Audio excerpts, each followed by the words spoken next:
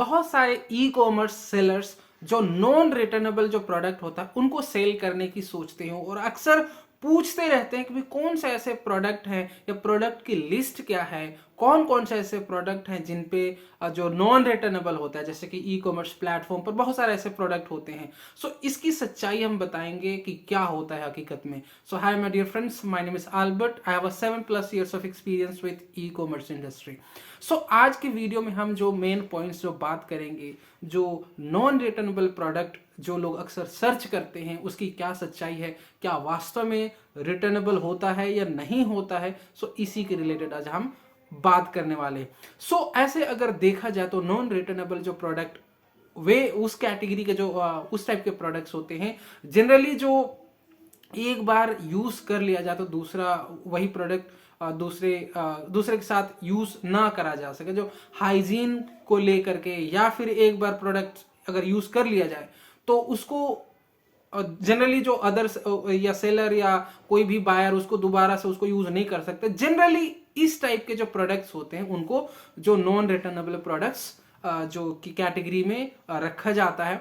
और जब भी आप ई कॉमर्स प्लेटफॉर्म पर कोई बायर बाय करता है तो वहां पे लिखा होता है नॉन रिटर्नेबल। लेकिन एक्चुअल में क्या होता है, आजकल जो बहुत सारे ऐसे फैक्टर्स हैं उनका भी उस टाइप के प्रोडक्ट्स का जो भी रिटर्न हो जाता है। सो कौन कौन से सिनारियोस ऐसे हैं जो कि जिसकी वजह से ये प्रोडक्ट्स है नॉन रिटर्नेबल जो प्रोडक्ट है रिटर्न हो जाते हैं। सो जिनकी मेंटालिटी होती है कि नहीं मैं उन्हीं प्रोडक्ट्स पे डील करूंगा, क्योंकि लोगों की मानसिकता होती है कि जो नॉन रिटर्नेबल प्रोडक्ट होते हैं वो रिटर्न ही नहीं होते। सो उसी के रिलेटेड मैं कुछ डिटेल में बताऊंगा और क्या वास्तव में आपको उन्हीं नॉन रिटर्नेबल प्रोडक्ट के पीछे जाना चाहिए या नहीं जाना चाहिए। सो पहला पॉइंट यह है कि जो जितने भी नॉन रिटर्नेबल प्रोडक्ट होते हैं वो प्रोडक्ट रिटर्न हो जाते हैं। सो कौन कौन से सिनेरियोस में रिटर्न हो जाते हैं। पहला जो रिटर्न हो जाता है, जैसे कि जितने भी ई कॉमर्स प्लेटफॉर्म है उनके जो कोरियर सर्विस पार्टनर्स है उनके लगभग उनकी सर्विस एक जैसी होती इन टर्म्स ऑफ जो डिलीवरी का उनका जो रीच होता है। सो पहला जो रिटर्न उन केसेस में हो जाता है, जैसे कि मान के चलिए प्रोडक्ट ऐसे जगह से ऑर्डर हो गया जहां पे उनका जो कोरियर वालों का सर्विस ही नहीं होता है। सो उन केसेस में आपका प्रोडक्ट रिटर्न हो जाता है।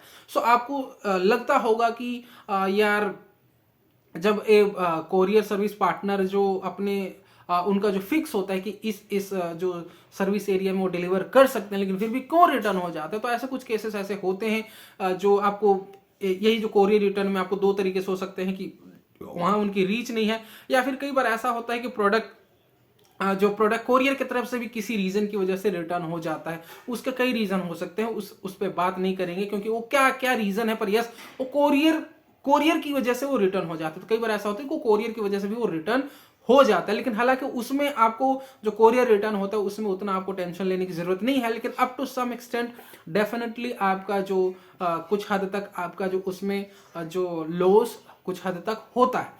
अब हम कुछ और सिनेरियोस पे बात करें, जैसे कि ये जो कस्टमर रिटर्न।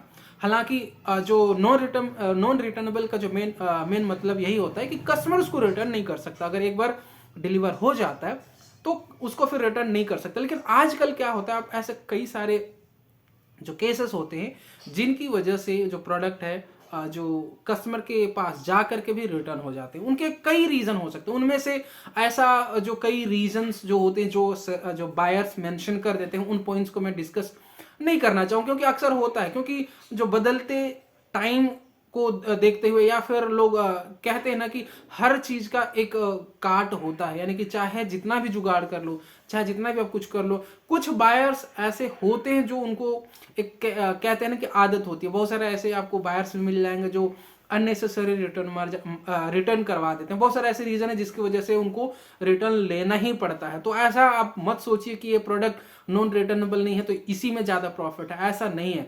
बहुत सारे ऐसे प्रोडक्ट्स हैं जिसमें रिटर्नेबल होने के बावजूद उसमें अच्छे प्रॉफिट है। तो उस बेस पे आपको प्रोडक्ट सिलेक्शन पे नहीं जाना चाहिए कि उसी प्रोडक्ट को सिलेक्ट करूंगा जो नॉन रिटर्नेबल है। जो स्पेशली अक्सर मेरे पास जो कमेंट्स आते हैं जो स्क्रीन गार्ड तो नॉन रिटर्नेबल है तो इसमें रिटर्न नहीं आएगा, लेकिन ऐसा नहीं है। ऐसे बहुत सारे ऐसे केसेस होते हैं जहां पे इनफैक्ट जो सेलर ने उसको यूज करा, उसके बाद उसको डैमेज कर दिया, फिर भी आपके पास रिटर्न हो जाता है। तो ऐसे आपको मानसिकता लेकर के नहीं सोचना है, या ऐसे मानसिकता लेकर के जो स्टार्ट करने की यानी कि बिजनेस शुरू करने के लिए आपको नहीं सोचना है, क्योंकि ऐसे होते हैं केसेस आपको जो नॉन रिटर्नेबल केसेस में भी नॉन रिटर्नेबल लिखा होता है फिर भी रिटर्न हो जाता है। तो ऐसे आपको मानसिकता नहीं रखना है। सो यही जो मेरा पॉइंट था कि आप अगर आप सर्च करते रहते कि नॉन रिटर्नेबल प्रोडक्ट पे ही डील करूं जिसमें आपको प्रॉफिट हो, इसमें आपका लॉस ना हो, तो ऐसा पॉसिबल नहीं है। सो इसी तरीके की जो इन्फॉर्मेटिव वीडियोस मैं बनाते रहता हूं, जो जैसे कि मैंने पिछले कुछ वीडियोस में भी मैंने बताया हुआ है कि अगर आप ई कॉमर्स प्लेटफॉर्म पर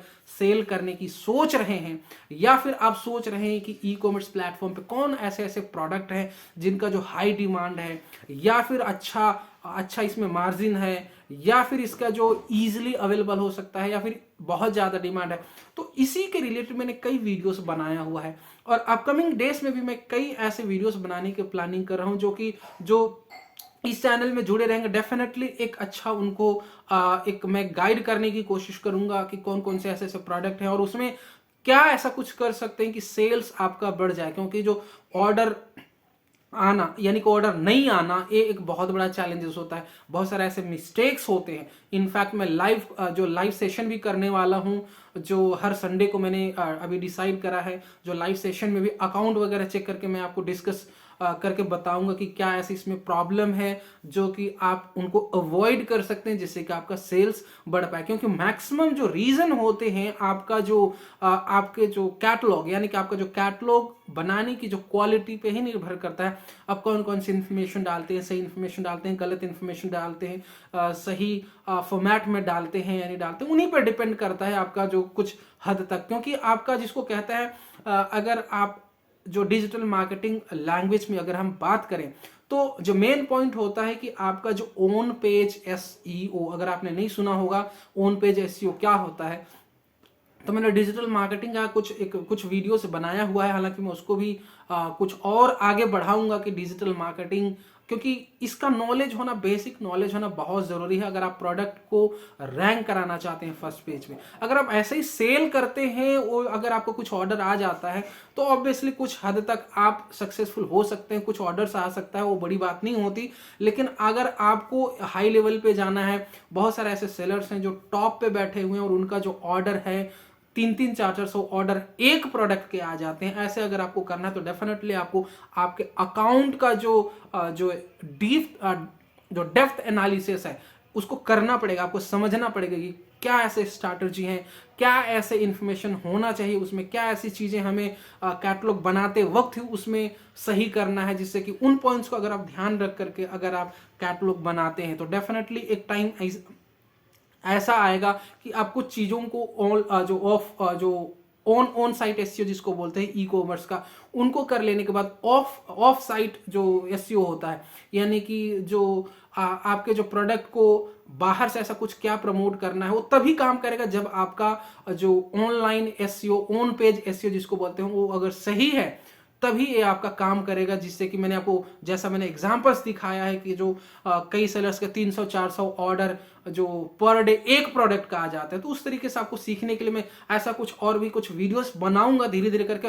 टॉपिक्स मेरे पास बहुत सारे ऐसे हैं पर उसको ये है कि एक एक करके ही बता पाऊंगा। सो इसी तरीके वीडियोस को देखते रहिए, चैनल को सब्सक्राइब करिए और सपोर्ट जरूर करिए। डेफिनेटली इन्हीं टॉपिक्स को फॉलो करते हुए, इन्हीं पॉइंट्स को फॉलो करते हुए एक आप अच्छा सेलर बन पाएंगे और सेल्स को बूस्ट भी कर पाएंगे। सो आज यही फिनिश करते हैं। मेन टॉपिक जो हमारा था, जो नॉन रिटर्नेबल प्रोडक्ट की जो लोगों की मानसिकता क्या होती है, उसी के लिए मैंने बताया है। सो आज के लिए यही फिनिश करते हैं। Thank you, bye bye, take care.